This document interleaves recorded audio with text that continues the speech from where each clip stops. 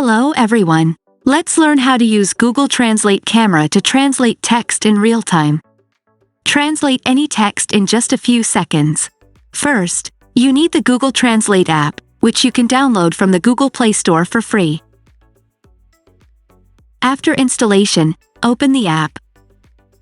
On the left side, there is a button to set the language of the text you want to translate. If we click on it, we can select the text language or let Google Translate detect the language itself. I will choose to let Google detect it. By clicking the button on the right side, you set the language into which you want to translate the text.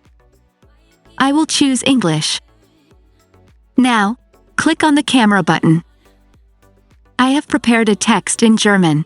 As you can see, the text is automatically translated into the desired language. You can move the camera and then bring it back if you want to check if the text has been translated correctly. Also, you can take a photo. You can share the text via social networks or copy and send it. I hope this video has helped you.